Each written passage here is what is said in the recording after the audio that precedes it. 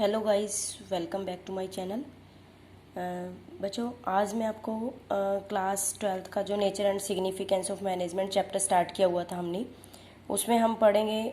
मेरा आज का टॉपिक है ऑब्जेक्टिव ऑफ मैनेजमेंट।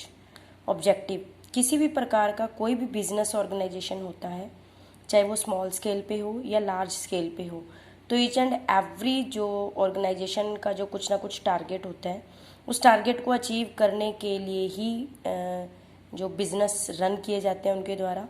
तो मैनेजमेंट के ऑब्जेक्टिव में जो 3 कंसेप्ट आते हैं हमारा, फर्स्ट है organisational objective, second social objective, third है personal objective. Organisational objective, organisational क्या चीज़ है बच्चों? ये कहता है कि कोई भी अगर इंडस्ट्री या बिजनेस को जब हम रन करते हैं तो उस ऑर्गेनाइजेशन के कुछ ना कुछ अपने पर्सनल ऑब्जेक्टिव होते हैं, तो उन ऑब्जेक्टिव को ध्यान में रखते हुए वो अपने बिजनेस को रन करती है। तो उनके जो 3 इसमें कंसेप्ट इंक्लूड होते हैं, फर्स्ट है सर्वाइवल, सेकंड है प्रॉफिट, थर्ड है growth. Survival is the primary object and it is the basic object of the organization. Organization के लिए ये बेसिक कंसेप्ट होता है, क्योंकि कोई भी ऑर्गेनाइजेशन है जब वो मार्केट के अंदर अपने बिजनेस को स्टार्ट करती है तो उनका एक ही मेन मोटो होता है कि वो लॉन्ग रन के लिए वहाँ सर्वाइव कर सकें। अगर किसी भी ऑर्गेनाइजेशन को कंटिन्यू प्रॉफिट्स हो रहे हैं, बेनिफिट हो रहे हैं, तो वो बिजनेस को लॉन्ग रन तक जो ग्रोथ कर सकती है अपनी। अगर किसी भी ऑर्गेनाइजेशन को अगर कंटिन्यू लॉस होने स्टार्ट हो जाते हैं तो जल्दी ही उसको अपनी जो ऑर्गेनाइजेशनल का जो वाइंड अप करना पड़ता है, अपने बिजनेस को बंद करना पड़ता है। तो इसीलिए सर्वाइवल जो है बहुत ही ज़रूरी है ईच एंड एवरी जो ऑर्गेनाइजेशन के लिए, ये एक प्राइमरी ऑब्जेक्ट माना जाता है। सेकंड आ जाता है बच्चों प्रॉफिट का। प्रॉफिट में क्या होता है? देखो, हर बिजनेस चाहे वो स्मॉल लेवल पे हो चाहे वो लार्ज लेवल पे हो, सबका जो एक मेन ही मोटो होता है कि कोई भी ऑर्गेनाइजेशन जो होती है वो अपने प्रॉफिट को अर्न करने के लिए जो अपने बिजनेस को कर रही होती है। अगर किसी फर्म को कंटिन्यू बिजनेस हो रहे हैं, प्रॉफिट्स हो रहे हैं, तो कंटिन्यू वो मार्केट के अंदर कॉम्पीट कर सकती है, सर्वाइव कर सकती है। अगर प्रॉफिट की बजाय उसको लॉस होने स्टार्ट हो जाए तो कहीं ना कहीं उसको सोचना पड़ता है कि वो किस तरीके से अपने जो लॉसेस को प्रॉफिट्स के अंदर जो है चेंज कर सकती है। तो नेक्स्ट हमारा पॉइंट आता है ग्रोथ। ग्रोथ को जो हम ग्रोथ यानी कि किसी भी ऑर्गेनाइजेशनल जो इंडस्ट्रीज होती है, कोई भी ऑर्गेनाइजेशनल संस्था होती है, तो उसका जो मेन मोटो अपनी सरवाइव करने के साथ साथ, प्रॉफिट अर्न करने के साथ साथ ग्रोथ करना भी होता है। तो ग्रोथ को हम हाउ कैन वी मेजर, इसको हम मेजर कर सकते हैं इन द टर्म ऑफ कि वो उसकी जो एनुअल सेल है वो कितनी इंक्रीज हो रही है, हर साल जो उसके नंबर ऑफ एम्प्लॉयज़ हैं वो कितने इंक्रीज हो रहे हैं। तो इसके द्वारा जो है हम उस बिजनेस की, इंडस्ट्री की जो ग्रोथ को मेजर कर सकते हैं। नेक्स्ट आ जाता है हमारा सोशल ऑब्जेक्टिव। सोशल जो है, इसमें किसी भी ऑर्गेनाइजेशन का जो मेन मोटो होता है कि वो सोशल जो ऑब्लिगेशन है उसको फुलफिल कर रही है या नहीं कर रही है।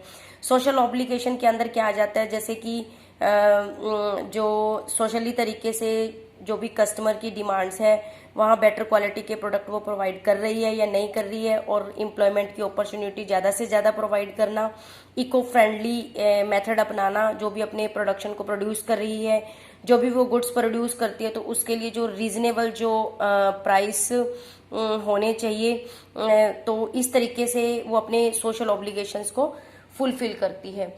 नेक्स्ट हमारा कंसेप्ट आ जाता है कि नेक्स्ट हमारा इसमें कंसेप्ट आता है पर्सनल ऑब्जेक्टिव का। पर्सनल का मतलब ये बच्चों ऑर्गेनाइजेशनल ऑब्जेक्टिव से अलग है। ऑर्गेनाइजेशनल में तो ओवरऑल जो ऑर्गेनाइजेशन के ऑब्जेक्टिव को ध्यान में रखा जाता है, बट पर्सनल के अंदर जो उनके पास इम्प्लॉई काम कर रहे हैं, पर्सनल ऑब्जेक्टिव के अंदर ये ग्रुप ऑफ इंडिविजुअल को इंक्लूड करके चलता है। उसमें देखा जाता है कि जो उनके पास इम्प्लॉइज काम कर रहे हैं उनको काम करने की जो प्रॉपर इको फ्रेंडली एनवायरनमेंट मिल रहा है, उनके लिए जो प्रमोशन पॉलिसी है वो क्या है, उनकी जो नीड्स हैं उनको फुलफिल किया जा रहा है, उनकी जो सोशल नीड्स हैं उनको ध्यान में रखा जाता है, उनकी जो बेसिक सैलरी क्या है, बेसिक सैलरी के अलावा उनको क्या क्या बेनिफिट्स मिल रहे हैं, वो इम्प्लॉयज़ के पर्सनल ऑब्जेक्टिव में आ जाता है।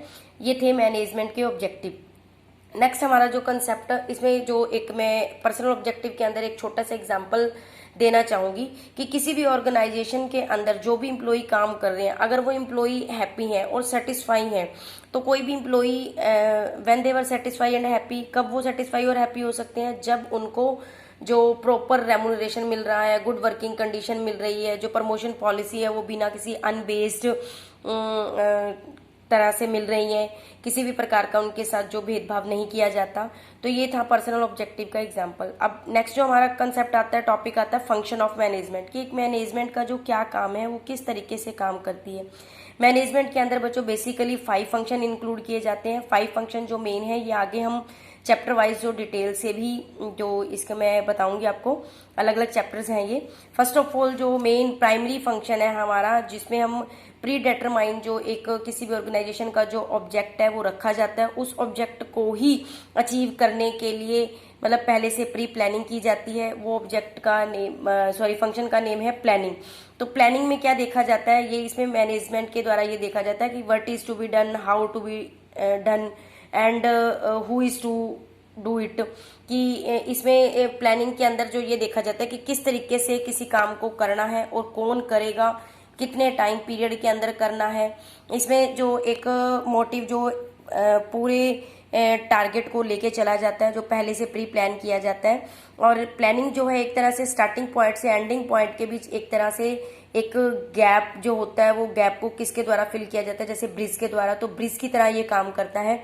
नेक्स्ट जो हमारा मैनेजमेंट का इसी तरीके से फंक्शन आता है ऑर्गेनाइजिंग। ऑर्गेनाइजिंग के अंदर क्या होता है, ये देखा जाता है ऑर्गेनाइजिंग में हमें ह्यूमन रिसोर्सेज को कलेक्ट किया जाता है, फिजिकली फाइनेंशियली रिसोर्सेज हैं, इनको सबको टुगेदर किया जाता है। क्योंकि अगर हम अपने बिजनेस को कामयाब करना चाहते हैं, बिजनेस को आगे रन करना चाहते हैं, तो उसके लिए हमारे पास जो रिसोर्सेज हैं, लाइक दैट ह्यूमन है, फिजिकल है, फाइनेंशियल रिसोर्सेज हैं, वो एक साथ जो मिलकर टुगेदर तरीके से अगर हम ऑर्गेनाइज कर लें, तो ही हमारा जो बिजनेस है बहुत अच्छे तरीके से सक्सेसफुल हो सकता है। नेक्स्ट है इसमें कि जो भी हम प्रोडक्शन बना रहे हैं, जो भी प्रोडक्टिव रिलेशंस हैं वो एस्टेब्लिश किए जाते हैं इसके अंदर जो हमारा टारगेट हम प्लानिंग में रखते हैं, तो उस टारगेट को अचीव, उसको ध्यान में रखते हुए उसको अचीव करने की जो है मतलब उसको अचीव करने के लिए जो है बहुत ही हार्ड वर्क किया जाता है। थर्ड पॉइंट आ जाता है स्टाफिंग। अब हमने देखा कि हमने जो प्री डिटरमाइन जो है अपने प्लान को बना लिया और उसको फुलफिल करने के लिए हम बहुत सारे जो ह्यूमन रिसोर्सेज हैं, फिजिकल रिसोर्सेज हैं, उन सबको ऑर्गेनाइज कर लिया, टुगेदर कर लिया, इकट्ठा कर लिया हमने। फिर हम ये कहते हैं कि उस काम को करवाने के लिए हमें जो किसकी नीड होती है, स्टाफ की जरूरत होती है। स्टाफ के अंदर अपने जो भी टारगेट को अचीव करने के लिए हमें किस किस टाइप का जो है वर्कर चाहिए, किस टाइप के लेबर चाहिए, तो उन सबको इंक्लूड किया जाता है इसके अंदर। ये हमारा जो फंक्शन है स्टाफिंग में आता है। नेक्स्ट हमारा फंक्शन होता है डायरेक्टिंग। डायरेक्टिंग में क्या किया जाता है कि इसमें जो नीचे वाले एम्प्लॉयज़ हैं उनको टाइम टू टाइम मोटिवेट किया जाता है कि उनको कैसे काम करना चाहिए, उनको जो टास्क असाइन किए गए हैं किस तरीके से वो अपने काम को कंप्लीट कर सकते हैं, उनको टाइम टू टाइम गाइडलाइंस दी जाती है, ट्रेनिंग दी जाती है। तो काफ़ी तरीके से उनको मोटिवेट किया जाता है। तो ये काम जो डायरेक्टिंग में आता है। तो नेक्स्ट है लास्ट जो हमारा पॉइंट है कंट्रोलिंग का। कंट्रोलिंग जो है एक लास्ट फंक्शन है ये मैनेजमेंट का। ये जो भी प्लानिंग में जो हमने अपने डिजायर गोल रखे थे उनको एक्चुअल में जो अचीव करने में काफ़ी हेल्पफुल होता है। और ये कंट्रोलिंग का काम टॉप लेवल के मैनेजमेंट के द्वारा किया जाता है। ये जो है मतलब जो भी नीचे वाले एम्प्लॉयज़ को उन्होंने काम दिया है उन टास्क को वो time to time check out करते हैं, अपने जहाँ भी उनको कमियां लगती हैं तो उनको मोटिवेट करके कहीं ना कहीं ये देखते हैं कि जो उन्होंने गोल अपने डिजायर रखे थे तो क्या वो एक्चुअल उसको अचीव कर पाएंगे, नहीं कर पाएंगे। जो भी ये हमारे प्लान्स हैं, प्लान्स को ये कंफर्म करता है। तो आज का बच्चों मेरा टॉपिक यहीं फिनिश होता है। मैंने आज आपको 2 टॉपिक करवाए, objective of the management and function of the management. फिर मिलते हैं एक नेक्स्ट वीडियो में एक नए टॉपिक के साथ। तब तक के लिए थैंक यू।